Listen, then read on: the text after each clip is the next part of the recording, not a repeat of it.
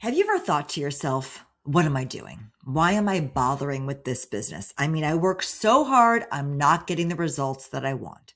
If you've ever thought some version of that, then stick around for this episode because I made it for you. And I'm actually going to be talking to myself in this episode too, because I struggle with those same thoughts just like you. Welcome to Beyond Hormones, the Business of Wellness, the podcast for hormone and functional medicine providers who want a thriving, predictably profitable practice and maybe a little less stress along the way. Hi, I'm your host, Jody Lane, and I've worked with lots of clinics in marketing, sales, and business development, and I have seen what works and what doesn't. And here's what I believe. Hormone and wellness care should be available to everyone who wants it. And while providers know the medicine, many struggle with the business side of their cash practice. And that's where I come in. See, this podcast is here to share real strategies, real stories, things you can implement in your practice right away. So I am so glad you're here. Come on, let's go. Hey guys, welcome to Beyond Hormones, the Business of Wellness podcast. I'm Jody, and let me start off by saying, if you're frustrated with your clinic, more specifically with marketing your clinic, then I want to talk to you. Listen, nobody fails because they picked the wrong marketing tactic. They fail because they quit on the right one. And the only thing strong enough to keep you from quitting is remembering why you started in the first place. Now, if this doesn't make sense to you yet, stick with me because I'm going to make it make sense. And I'm going to show you how to use this philosophy to grow a really strong clinic. I'm going to spend the first half of this episode proving that to you with numbers, with tactics, with KPIs, with the actual mechanics of why quitting early is the single most expensive thing you can do in your marketing. And then I'm going to spend the second half telling you where you can get the strength not to quit, because the tactics alone are not going to get you there. I learned that the hard way in a job when I first started my career that had nothing to do with marketing, nothing to do with hormones at all. Now, after almost 3 decades of doing this, here's the one thing I know for sure.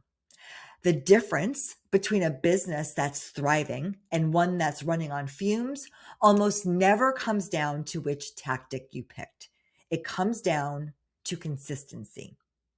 If you are consistently taking the right actions to grow your business, you will eventually become successful. Now, a caveat here, if you're doing all the wrong things, consistency is not going to save you. But if you are intentional, you're doing the research, you're making the plans, you're executing on them, you're working with professionals, and you're staying consistent, you are going to get there. As entrepreneurs, honestly, just as successful people in general, we want results faster than most actions can deliver them. And nowhere does this show up more than in marketing your business. So after all this time that I've been doing marketing, I have also run a clinic. So I know that out of everything you do to manage your practice, marketing just might be the most frustrating one.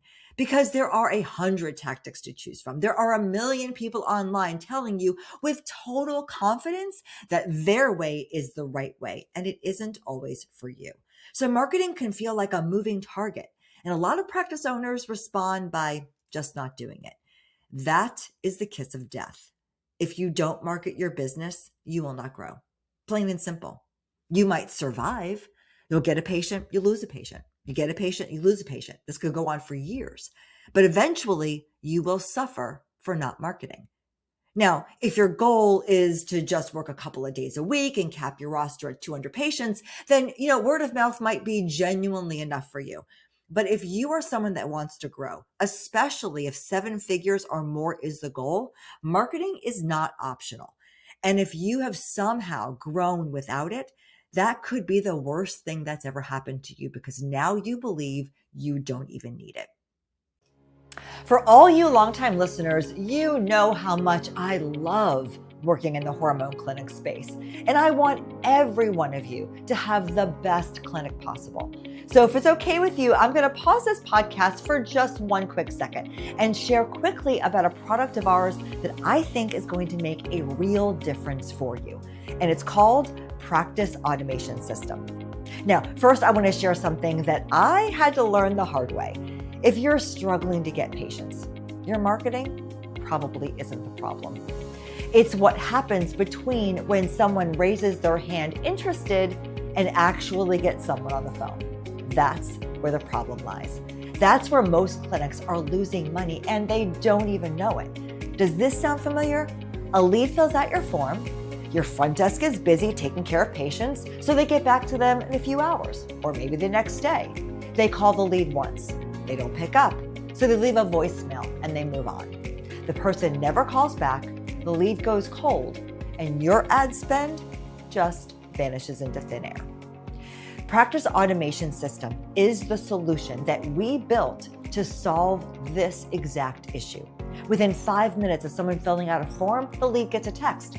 They get nurtured by email for as long as it takes, and your team gets assigned follow-up tasks based on how much time has gone by so that they never let anything fall through the cracks. We have used this foundation of this system inside my own clinic, where we grew to over 1,000 patients, 4 providers and 23 staff members in just 7 years. So you know what? We know this works because we've used it ourselves and we have helped clinics all over the country roll it out too. To find out if Practice Automation System is the right fit for your clinic, just go to acceleratedmedicalpractices.com/automation. That's acceleratedmedicalpractices.com/automation. All right, let's get back to the show. Now, marketing does 3 things for you that are really important to keep in mind. First, it builds your pipeline for potential new patients. Second, it keeps your existing patients confident and loyal so they don't leave you. And 3, it builds your brand as a whole. Before we go any further, I want you to sit with something for a second. Be honest with yourself. Are you actually avoiding marketing because it's frustrating? Or are you doing a little bit of everything and calling it, I've tried it all, when really none of it got the runway to work? Think about it. Here's the biggest mistake I see. Flipping from one tactic to another before the tactic has had a chance to work. If you don't give a tactic, a quiz, a webinar, whatever, enough time to build momentum, it's not going to produce results. And that is the exact definition of frustration. Picture this. You go all in on a webinar. You create it, you design it, you promote it, you run it 3 times, you get 0 patients. So what do? You scrap it.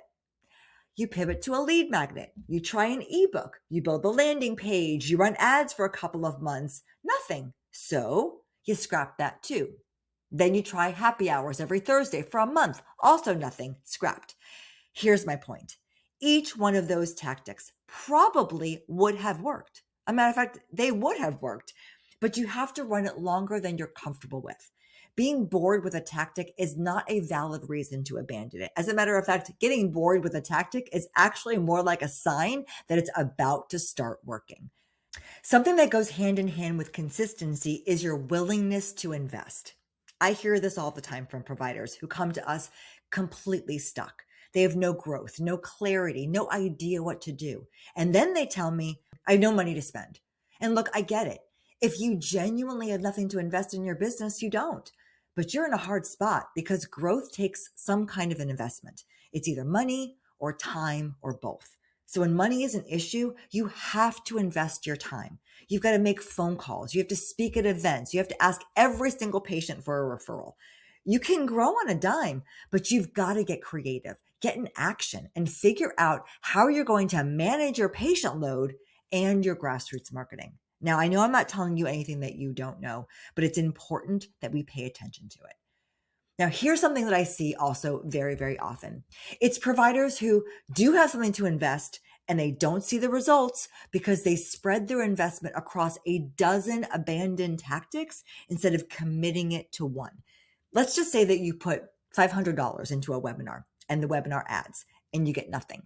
So you move that $500 over to that ebook campaign for a couple of months and you get very, very little back.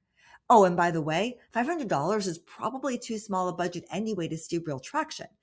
But then you spend a few hundred more dollars into those happy hours. Now you've spent what, $1,500? But you haven't actually gotten any result because you haven't spent enough time in one tactic to produce a return.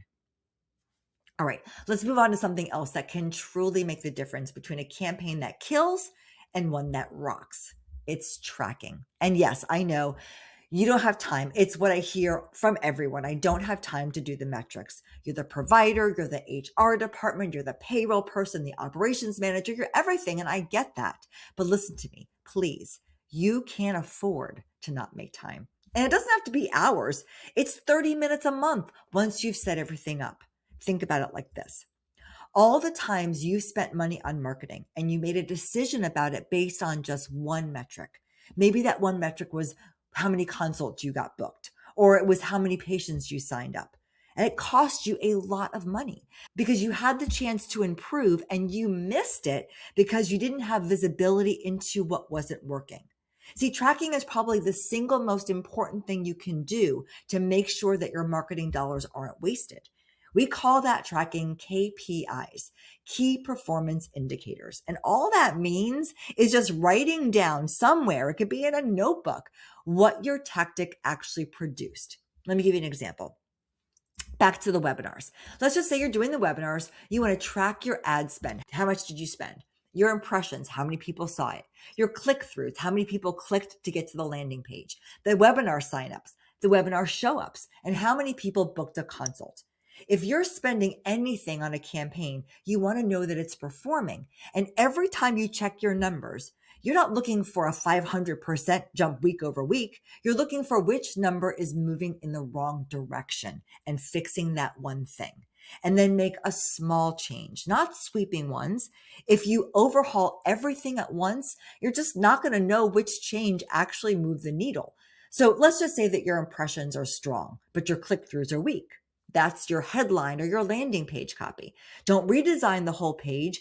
Tweak the headline the first week. See what happens. Then tweak the button copy the next week. See what happens. Change the photo the week after. Small moves that you watch closely, but you've got to have those KPIs written down so that you can see how those minor little changes are changing the outcome. Now, if this sounds familiar, it is, because it's the exact same principle that you use with a patient who has terrible sleep and a sugar habit. You don't just tell them sleep more and eat cleaner. You have them track their sleep scores, their food logs, because it's incredibly easy to blow past 400 grams of sugar in a day without noticing. Marketing works the same way. You have to track it to fix it.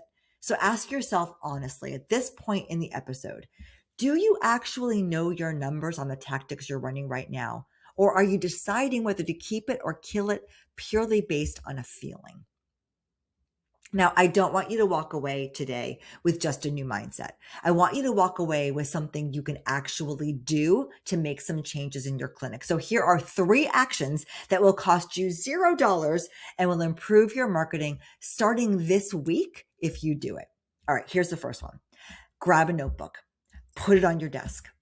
Every time a patient asks you a question during an appointment about their hormones, their sleep, their body, their food, whatever, write it down. Don't write down repeats, just write down the questions and the unique questions that come in new. That list of questions is going to end up being your entire content calendar because the questions your patients ask are the same questions your prospective patients are typing into Google, Claude, and ChatGPT right now. All right, 2, once a week, answer one of those questions out loud into a voice memo on your phone. Walking your neighborhood, driving to work, whatever works. Get it transcribed and turn it into a Google My Business post. Google My Business is one of the most underused tools available to you and the one that can get you found faster than a lot of other tactics, and it won't cost you anything. And we like that, right? Not sure how to set it up? Okay, I got you. If you don't know how to set up your Google business or you don't know how to post, send me an email at Jody, Jody at acceleratedmedicalpractices.com. I have a cheat sheet that I use for my clients and I will be happy to send it to you if you need help. Oh, and here's the bonus, by the way, for answering those questions online that most people don't know. It's also where the AI platforms like Gemini, Claude, and ChatGPT are pulling answers from when your prospective patients are asking them the health questions. So instead of being frustrated with AI, feed it the information. If you can commit just 15 minutes a week, you are going to improve both your search visibility and your AI visibility.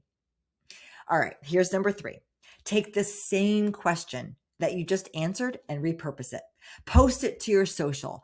There's tools like Canva that literally give you the templates. You don't even have to be a graphic designer. It's a 5-minute job and it's 100% free in Canva. And if you've got a list of patients or prospective patients, send out a newsletter and use those same Q&As in your newsletters. Make it interesting to the people that want to open that newsletter. Don't worry about selling them anything. Don't worry about sharing the events. Just throw all of the informational, educational content. And if you want to throw some kind of a sale or an event at the bottom, then go ahead and do that. Then I want you to do this every single week for the next 3 months. If you can just start there, you know what's going to happen? I hope you guessed it by listening to me rant on this episode. You will start to get consistent. And if you can keep that content consistency going, you will begin to see the fruits of your labor. It's going to be slow, but trust me, it will work. So take on the challenge. All right, let's talk about follow-up for just a minute. I have created a whole webinar about this called Why Leads Don't Convert.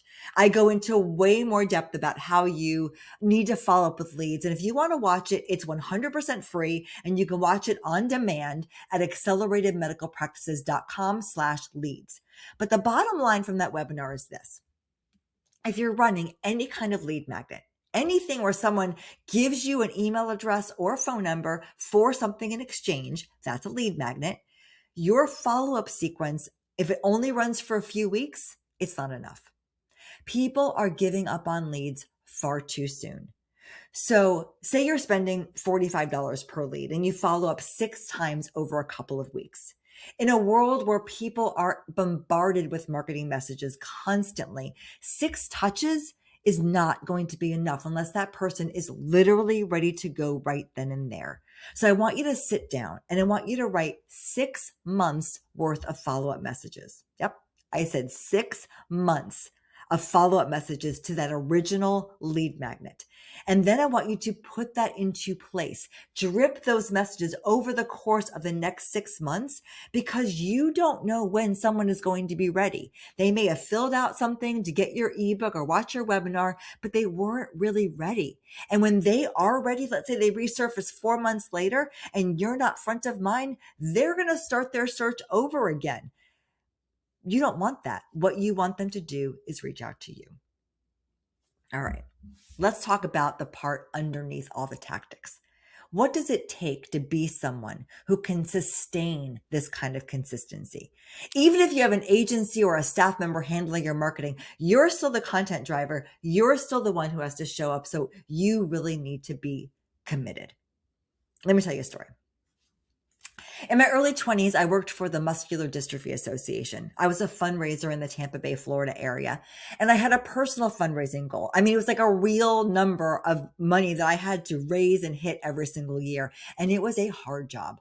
I had zero training. I had to get creative, sponsorships, community events, whatever I could come up with that would work.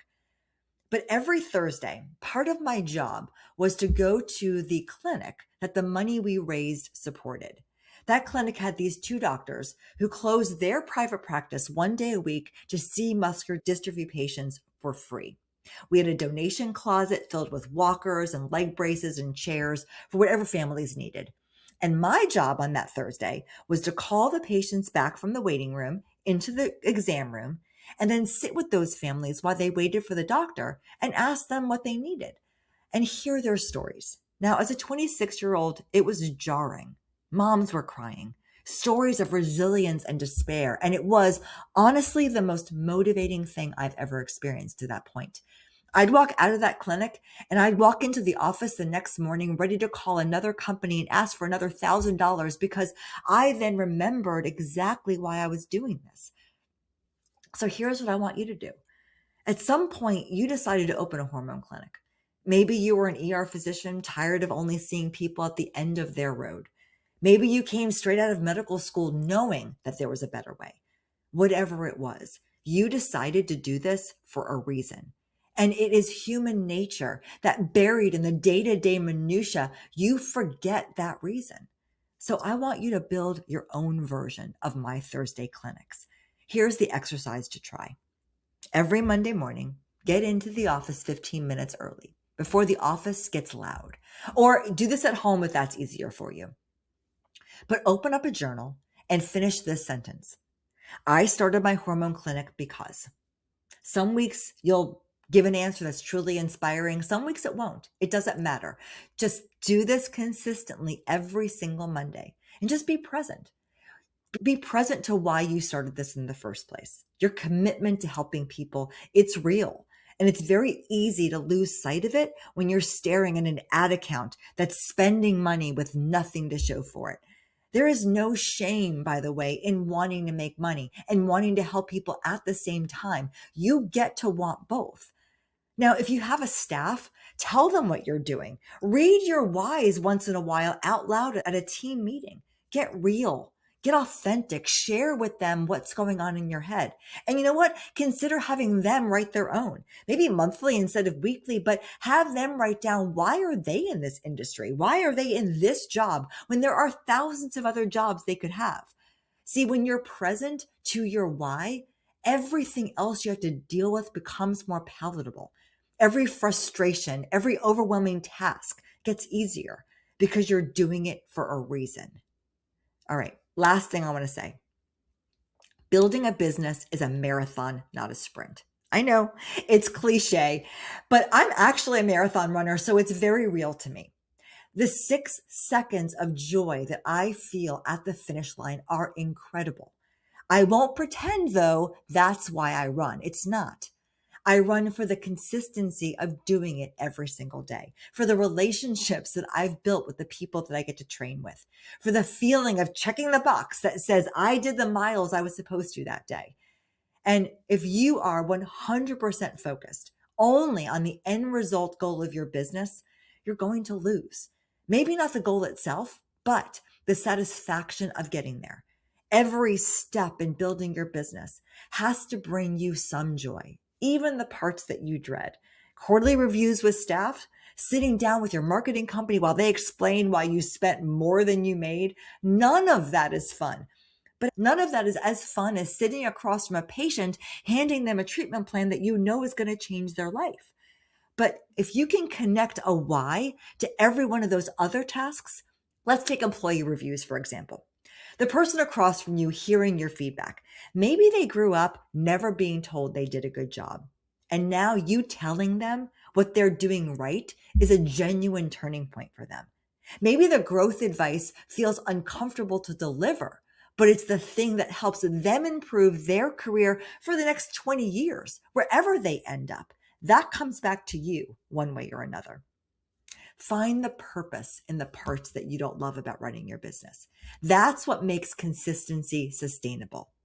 All right, before you go, here's exactly what I want you to do this week. Number 1, start your patient question notebook today. Look, you get questions constantly from your patients. This is not going to be hard, but write down those questions every appointment. 2, record your first voice memo answer this week and turn it into a Google My Business and a social post.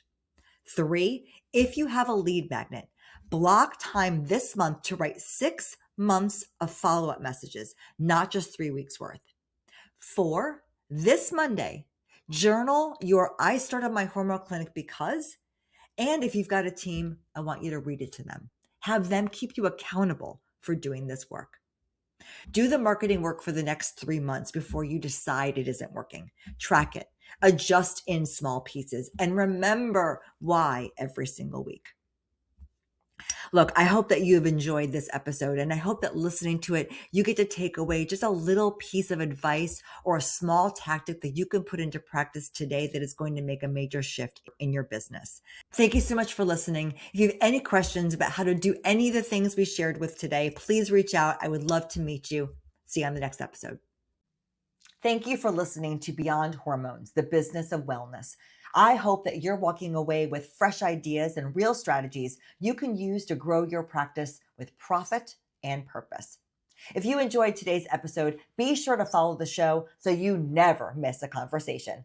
And if something you heard today resonated with you, do me a favor, share this episode with a friend or a colleague. It's one of the best ways you can support the show, and it might be exactly what they need to hear right now. If you want even more tools and support, go ahead and head over to acceleratedmedicalpractices.com. Until next time, keep doing the work that matters. Your patients need you, and I am cheering you along every step of the way.